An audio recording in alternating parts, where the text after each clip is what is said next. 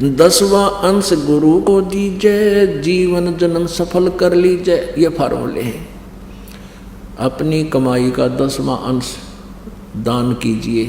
दान भी पूरे गुरु के माध्यम से कीजिए। कुपात्र को दिया हुआ दान विफल होता है और मन मर्जी का किया हुआ दान भी विफल होता है, व्यर्थ होता है। गुरु बिन माला फेरते, गुरु बिन देते दान, गुरु बिन दोनों निष्फल हैं, चाहे पूछो वेद पुराण। अपनात्मा, अभी आप बालक को खिलौनों से खेल रहे थे, सतमार्ग आपको मिला नहीं भक्ति का। जैसे किसान खेत में बीज बोता है, 1 एकड़ में गेहूं बीजता है, 40 किलो डालता है। वो डालेगा, चाहे घर पे खाने को दाने ना हो पर मोल लाकर डालेगा। और 1 मुट्ठी भी कम नहीं करे, 2 मुट्ठी यानी 1-2 किलो ज़्यादा ठोकने की चेष्टा करेगा, क्योंकि उससे ही वो आबाद होगा। ऐसे ही जो हम दान करते हैं, ये कहना पड़ रहा है, जब आप उस हाली की तरह, उस किसान की तरह आप इस प्रोसीजर से बिल्कुल परिचित हो जाओगे, फिर कहने की जरूरत ना पड़े। आप तो आप दोनों हाथों दान करोगे। फिर आज जो आप दान कर रहे हो, इसका प्रतिफल आप देख लेना कुछ दिनों में। परमात्मा किसी का भूखा नहीं, किसी चीज़ की उसके पास अभाव नहीं, लेकिन एक नियम है जिसके माध्यम से आपको वो धनी या संसारिक जो आवश्यकताएं हैं वो भी पूरी करवाएगा, और बचे हुए आपके दान का जो निस्वार्थ भाव से दान किया हुआ वो भक्ति में काउंट होता है। 10वां अंश गुरु को दीजिए, जीवन जन्म सफल कर लीजिए। एक भक्त के जो ना रिश्तेदार आ गया, उनका पाठ कर रहे थे हम। वो शराब पी रहा खुद, वो वहाँ तो उसको बढ़ने नहीं दिया कि आज यहाँ नहीं, आप इस घर में प्रवेश नहीं कर सकते। उन अपने चाचा का छोड़ दिया। अब 3 दिन पाठ करते थे, उसमें 2-2.5 हज़ार रुपये पाठ के लगते थे। घर पे करके आया करते हम, आश्रम नहीं बना था। तो फिर वो हम तो अगले दिन भोग ला के अपना संपूर्ण काम करके आ गए। मध्य वाले दिन आया था शाम में, वो अगले दिन फिर रुक गया।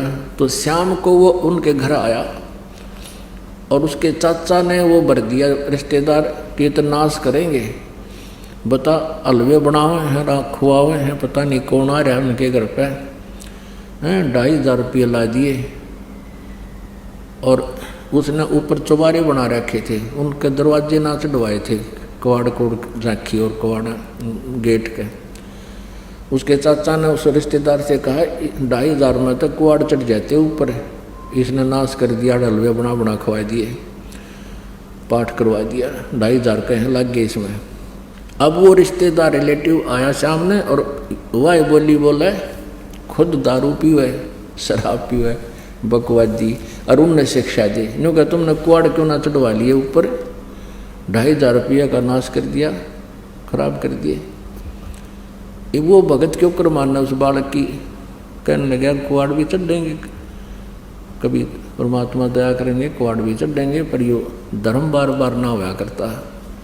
वो तो सारी मौजूदगियाँ थी। तो कहने का भाव ये है कि जिनको कति ज्ञान नहीं वो हमने शिक्षा दें, तो फिर हम नहीं मान सकते उसकी। जैसे एक आली बीज बो रहा था किसान गेहूं का, रास्ते के साथ साथ खेत था। एक ऐसा व्यक्ति जो शहर में पला और शहर में ही पाला पोसा, वहीं पढ़ा, नौकरी लगी ग्रामीण क्षेत्र में। पहली बार वो जा रहा था, किसान बीज डाल रहा था, हल के पीछे एक पाइप सी होती है जिसे ओरना बोल रहे हैं हमारे यहाँ, और उसके अंदर से किसान जो है हाली मुट्ठी भर एक थैला टांग लेता है काख में, उसमें 5-4 किलो गेहूँ डाल लेता है, उसमें से मुट्ठी भर भर कर उस पाइप में कर जमीन में डालता चले, बैलों के पीछे हल जोत रखा होता है। अब उस शहरी व्यक्ति ने देखा कि यूँ आदमी मेंटल है क्या, गेहूं को मिट्टी में डाल रहा है। वो काफ़ी देर दूर से देखने लगा था कि यूँ अच्छा नालायक आदमी। वो निकट आकर खड़ा हो गया और कहा भी रोकिए बैलों वाले। और किसान ने सोचा भाई को रास्ता पूछता होगा, राह चलता है। हाँ जी बोलो क्या बात है बाबूजी। कहने लगा भले आदमी, देश में खाद्य सामग्री की पहले कमी है और आप इस खाने की वस्तु गेहूं को मिट्टी में बर्बाद कर रहा है, तेरा दिमाग कहाँ गया है। अब किसान ने तो इन्होंने सोचा ये उल्लू कितना आ गया, ये गुग्गू मन ने शिक्षा दे, और वो किसान ने बड़ी बूझ मान रहा। तब किसान ने समझा कि आज जो आपको मैं गेहूं बर्बाद करता नजर आ रहा हूं, ये गेहूं बर्बाद नहीं कर रहा, ये मुझे आबाद करेंगे।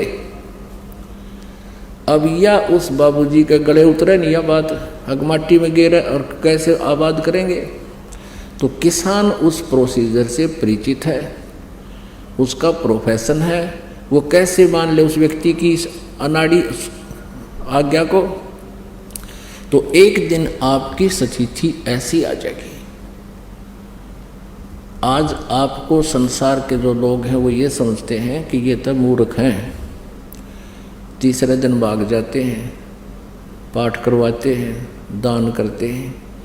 आपको पता चल गया कि ये जो आज हम गेहूँ बीज रहे हैं, आज ये बर्बाद होता दिखा है, पैसा ये आबाद करेगा। आपका वहाँ से चलकर यहाँ तक आने जाने का जो किराया है वो भी आपका पुण्य के अंदर है, और जो दान धर्म करते हैं वो भी पुण्य के अंदर है। तो यहाँ परमात्मा बताते हैं 10वां अंश गुरु को दीजय, जीवन जन्म सफल कर लीजय। गुरु बिन होम यज्ञ नहीं कीजय, गुरु की आज्ञा माही रही जय। गुरु सुर तुरु सुर धेनु समाना, पावै चरण मुक्ति परवाना। गुरु जी कहते हैं सुर तुरु, जिसे कल्प वृक्ष बोलते हैं, कहते हैं गुरु जी कल्प वृक्ष है। कल्प वृक्ष में जो भी आप की इच्छा होती है वो कल्प वृक्ष देता है।